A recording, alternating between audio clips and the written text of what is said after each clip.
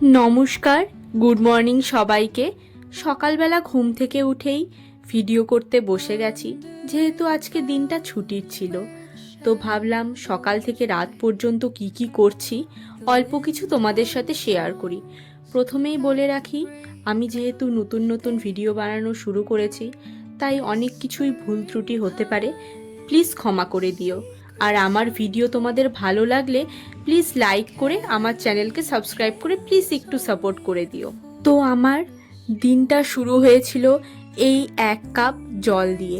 না, শুধু জল না, জলের মধ্যে 1 চামচ ঘিও মিলিয়ে দিয়েছিলাম। তারপরেই চলে আসলো আমার গোলু রানী। আসলে সকালবেলা ঘুম থেকে ওঠার পরই ও চলে আসে যে আমার হাতে কোনো একটা খাবারও খাবে। যতক্ষণ না আমি ওকে খেতে দেবো ও চুপ থাকবে না। আর আজকে সকাল সকাল ওকে খেতে না দিয়েই, আমি যেহেতু আগের দিন রাত্রে ইউটিউবে এই ভিডিওটা দেখেছি যে এই ঘি মেশানো জল খেলে স্কিন অনেক গ্লো করে, তাই আমি ওকে ভুলে গিয়ে নিজের খেয়ালেই মর্ত হয়ে গেছিলাম। খেতে খুব একটা বেশি খারাপ লাগছিল না, যেহেতু আমি ঘিটা ভালোই বাসি। তারপর চলো ফ্রেশ হয়ে আসি আগে। হ্যাঁ, আর এর মধ্যে আমার গোলুরানিকে খেতেও দিয়ে দিয়েছিলাম, না হলেও পেছন ছাড়বেই না, পেছন পেছন ঘুরতে থাকবে। আর এই দেখো, যেই না ফ্রেশ হয়ে এসছি, আমার মার, আমি আদুরে মেয়ে, তাই হাতে 1 প্লেট ম্যাগি দিয়ে দিয়েছে। চিজ ম্যাগি, কিছুদিন আগে চিজ কিনে এনেছিলাম, তাই এরপর থেকে যতই খাবার খাচ্ছি না কেন সমস্ত কিছু চিজ দেওয়াই থাকছে। আর ছুটির দিন কোনো সিনেমা দেখবো না সেটা তো হতে পারে না, তাই মার মোবাইলে সিনেমা অন করে বসে আছি।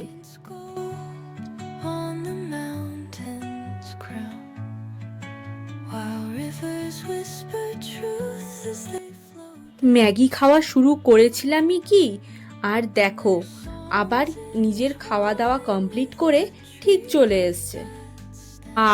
আবার দেখি ক্যামেরার দিকে তাকিয়ে কিছু বুঝলো নাকি যে এত শান্ত মতো বসলো।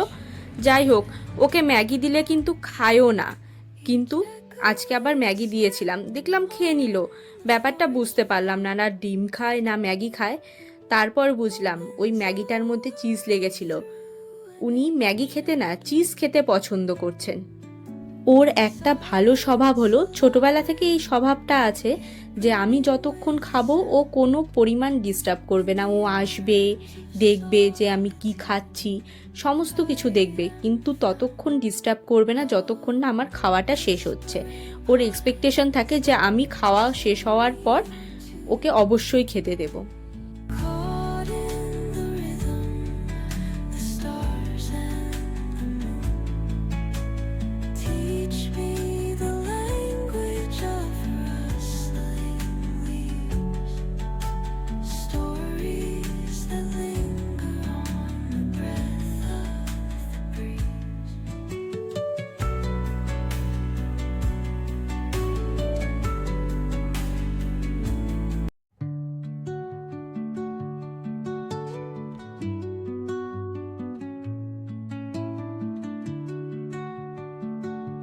তো চলো, ব্রেকফাস্ট যেহেতু কমপ্লিট হয়ে গেছে, আর কেক বানানোর কথাই ছিল, কিন্তু জিনিসগুলো তো আনতে হবে, তাই ঠিক করলাম যে একটু বাইরে যাই।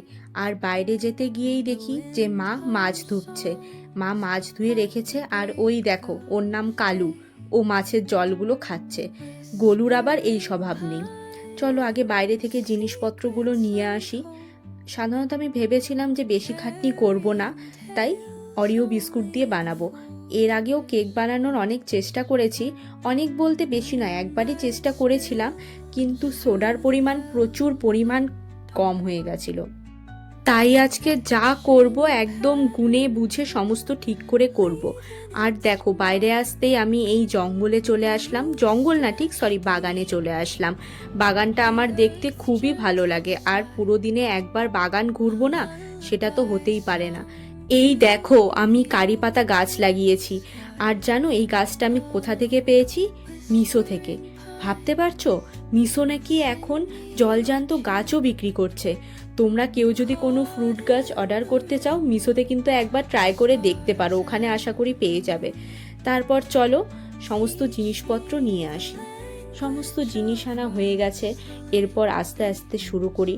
প্রথমে মিক্সার গ্রাইন্ডারের মধ্যে আমি নর্মাল বিস্কুটগুলোকে ভেঙে সুন্দর মতো গ্রাইন্ড করে নিচ্ছি, মানে গুঁড়ো করে নিচ্ছি যাই হোক। তারপর ওর মধ্যে চিনি অ্যাড করে দেব আর বেকিং সোডা অ্যাড করব। তোমরা চাইলে কিন্তু ইনোও অ্যাড করতে পারো। আমি আমার সামনের দোকানটার মধ্যে ইনো পাইনি, শুধু বেকিং সোডা পেয়েছি, তাই বেকিং সোডাই অ্যাড করে দিয়েছি।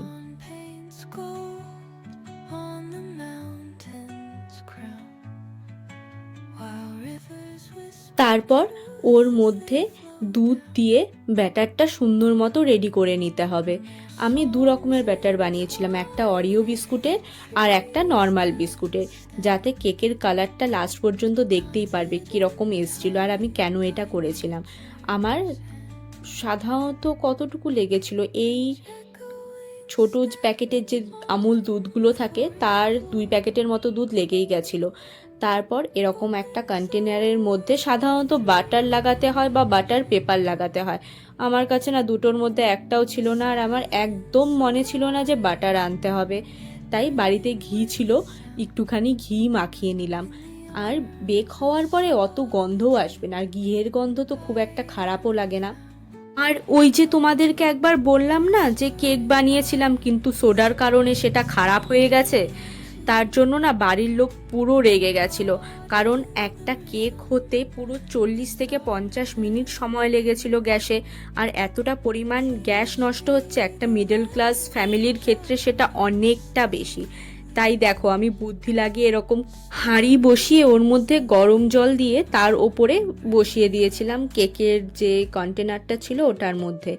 তারপর স্নান করতে চলে গেছিলাম। স্নান করে ফিরে এসে যতক্ষণ টাইম লাগবে ততক্ষণে আমার কেকটাও একটু বেক হয়ে যাবে আর আমার স্নান করার মতো একটা কাজও কমপ্লিট হয়ে যাবে। তো চলো গিয়ে দেখি কেকটা কতদূর রেডি হলো। দেখতে পাচ্ছ বন্ধুরা যে কেকটা একদম কিন্তু রেডি হয়ে গেছে। আর এটা রেডি হয়ে গেছে সেটা বুঝবো কি করে, একটা কাঠি এর মধ্যে ঢুকিয়ে দেখলাম যে হ্যাঁ কাঠিটার মধ্যে কোনো কিছু লেগে নেই, মানে কাঠিটা পরিষ্কার আছে, তার মানে এটা রেডি হয়ে গেছে। এবার এটাকে এখনই খুলবো না, ফ্রিজে রেখে দেবো, সন্ধেবেলায় খুলবো। তারপরই লাঞ্চ করে হাতে একটা কমলা লেবু নিয়ে বেরিয়ে পড়েছিলাম রৌদ্রের খোঁজে। শীতকালে রৌদ্রুতে বসে কমলা লেবু খেতে কী যে ভালো লাগে। আর সন্ধ্যাবেলায় মা পুজো করছিল, এটা হচ্ছে নাটাই চণ্ডী মায়ের পুজো। অঘ্রাণ মাসের 3টে রবিবার এই পুজো করা হয়। আমাদের বাড়ির মতো কার কার বাড়িতে এই পুজো হয় জানিও কিন্তু। তারপরই প্রসাদ খেয়ে ফ্রিজ থেকে কেকটা বের করে নিয়েছিলাম। এবার কেকটার কন্টেনার থেকে বের করার পালা। প্রথমে চাকু দিয়ে সাইডটা একটু কেটে নেব যাতে কেকটা অনায়াসেই বেরিয়ে আসে। আমি কিন্তু প্রচুর পরিমাণে এক্সাইটেড ছিলাম, কিন্তু আগের বারের কেকটা একদম খারাপ হয়েছিল, তো তাই এটা কেমন হবে কোনো আইডিয়া ছিল না, এক্সপেকটেশন অনেকটা বেশি ছিল।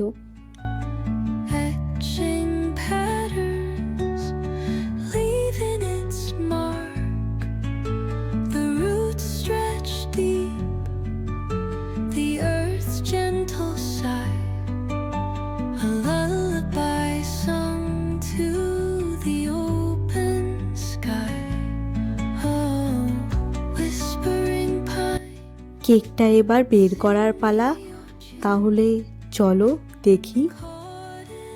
1 2 and 3। ও মা, আমার এক্সপেকটেশন এত বেশি ছিল আর এটা তার থেকেও ভালো হয়ে গেছিলো। আমার এক্সপ্রেশন দেখে তোমরা বুঝতেই পারছো। আর না তস হলো না, তাই সাইডের একটু জায়গা ভাঙা ছিল সেটা নিয়ে মুখেই পুড়ে দিলাম। আর টেস্টও কিন্তু খুব ভালো ছিল। তাহলে এটাই ছিল আমার লাস্ট কেকের ভিডিও। কেমন লাগলো জানিও কিন্তু।